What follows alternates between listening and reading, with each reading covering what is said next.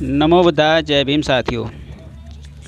आइए अपने भारतीय संविधान के आरक्षण के प्रावधान को समझें कि बाबा साहब ने हमें कौन सा आरक्षण का प्रावधान दिया। आरक्षण से आशय है, आरक्षण सकारात्मक विभेद का एक रूप है जो हाशिए के वर्गों के बीच समानता को बढ़ावा देने के लिए बनाया गया है ताकि उन्हें सामाजिक और ऐतिहासिक अन्याय से बचाया जा सके। सामान्यतः इसका अभिप्राय रोजगार और शिक्षा के समाज के हाशिए पर मौजूद वर्गों के वरीयता देने से है। आरक्षण के प्रकार। आरक्षण 4 प्रकार के लिखे हैं, जिसमें पहला है शिक्षा में आरक्षण, सरकारी नौकरियों में आरक्षण, सरकारी नौकरियों में पदोन्नति का आरक्षण और चौथा लास्ट है राजनीतिक आरक्षण। आइए विस्तार से जानते हैं कि आरक्षण का कारण। आरक्षण का कारण जानते हैं। सरकारी नौकरियों और संस्थानों में पर्याप्त प्रतिनिधित्व नहीं होने के कारण अनुसूचित जातियों, अनुसूचित जनजातियों तथा पिछड़े वर्गों में सामाजिक और शैक्षणिक पिछड़ेपन को दूर करने के लिए भारत सरकार ने संविधान में विशेष उपबंध के जरिए उक्त वर्गों के लिए शिक्षण संस्थानों का सरकारी नौकरियों में आरक्षण का प्रावधान किया। अर्थात आरक्षण गरीबी उन्मूलन कार्यक्रम नहीं है, यह प्रतिनिधित्व का मामला है। आरक्षण का इतिहास जानें। आइए इसको भी जानते हैं कि आरक्षण का इतिहास क्या है, इसकी ज़रूरत ही क्यों पड़ी। तो सबसे पहले भारत में आरक्षण की शुरुआत सबसे पहली बार 1882 में हंटर आयोग के समक्ष महात्मा ज्योतिबा राव फूले ने निःशुल्क और अनिवार्य शिक्षा तथा सरकारी नौकरियों में आनुपातिक आरक्षण प्रतिनिधित्व की मांग रखी। दूसरा, 26 जुलाई 1902 में महाराष्ट्र के कोल्हापुर में शाहू महाराज द्वारा सरकारी आदेश जारी कर पिछड़ी जातियों के लिए आरक्षण का प्रावधान किया।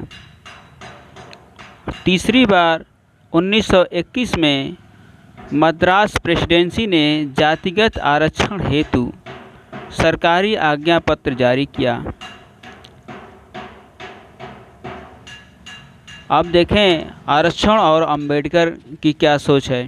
ये आरक्षण के इतिहास है जो संविधान लागू होने से ठीक पहले ये सब ऐसी घटनाएं हो चुकी थी। आरक्षण और अंबेडकर में कहते हैं कि पूना पैक्ट 1930 में साइमन कमीशन की रिपोर्ट प्रकाशित हुई, जिसमें पृथक निर्वाचन प्रणाली के आधार पर नए सुधार की सिफारिश की। ब्रिटिश भारत सरकार की जनता में पैदा हुए असंतोष को संविधान बनाकर दूर करना चाहती थी। लंदन में होने वाले गोलमेज सम्मेलन में भाग लेने के लिए 6 सितंबर 1930 को डॉक्टर अंबेडकर को वायसराय का आमंत्रण मिला। प्रथम गोलमेज सम्मेलन में सभी प्रतिनिधियों के भाषण सुनने के बाद आगे की कार्रवाई के लिए 9 उप समितियाँ बनाई गई। इसमें फेडरल स्ट्रक्चर उप समिति को छोड़कर बाकी सभी समिति महत्वपूर्ण समितियों के लिए डॉक्टर अंबेडकर को ही मेंबर बनाया गया। कांग्रेस ने सम्मेलन का बहिष्कार किया, इसलिए उनके किसी प्रतिनिधि ने सम्मेलन में भाग नहीं लिया। गांधी व लॉर्ड इरविन समझौता। गांधी और लॉर्ड इरविन के बीच समझौता हुआ। जिससे कांग्रेस ने गोलमेज सम्मेलन में बहिष्कार को वापस ले लिया। दूसरी गोलमेज सम्मेलन 7 सितंबर 1931 को दूसरा गोलमेज सम्मेलन शुरू हुआ। अंबेडकर ने अपनी बात को आगे बढ़ाते हुए कहा, यदि सरकार शासन सत्ता भारतीयों को सौंपना चाहती है, बाबा साहब अम्बेडकर ने ये अंग्रेज शासन से कहा दूसरे गोलमेज सम्मेलन में कि यदि सरकार शासन सत्ता भारतीयों को सौंपना चाहती है तो मैं कहना चाहता हूँ कि सत्ता या शासन इसी प्रकार की शर्तों के साथ सौंपे ताकि सत्ता की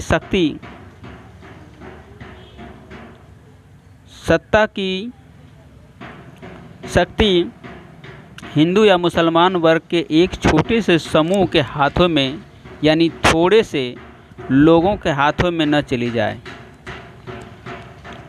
समाधान यही है कि आज़ादी के बाद अधिकारों का हिस्सा सभी समुदाय को उनकी जनसंख्या के अनुपात में मिले।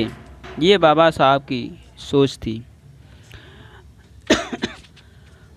20 अगस्त 1932 में प्रधानमंत्री मैकडोनाल्ड ने घोषणा की, जिसे कम्युनल अवार्ड के नाम से जाना जाता है, जिसमें अस्पृश्यों, मुसलमानों, सिखों, यूरोपियनों तथा ईसाइयों को प्रांतीय सभाओं में सुरक्षित सीटें व पृथक वोट अर्थात 2 वोट देने का अधिकार मिला।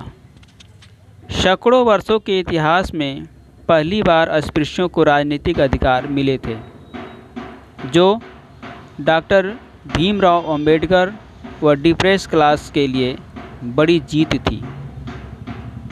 2 वोट के अधिकार में अस्पृश्य वर्ग एक वोट का उपयोग करके 2 वोट के अधिकार में अस्पृश्य वर्ग के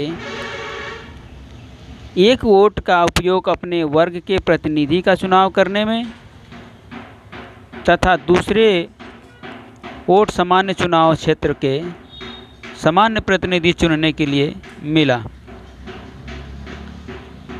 20 अगस्त 1932 अस्पृश्यों को दिए पृथक वोट के अधिकार के खिलाफ गांधी के विरोध का देखते हुए उन्हें गिरफ्तार कर लिया गया।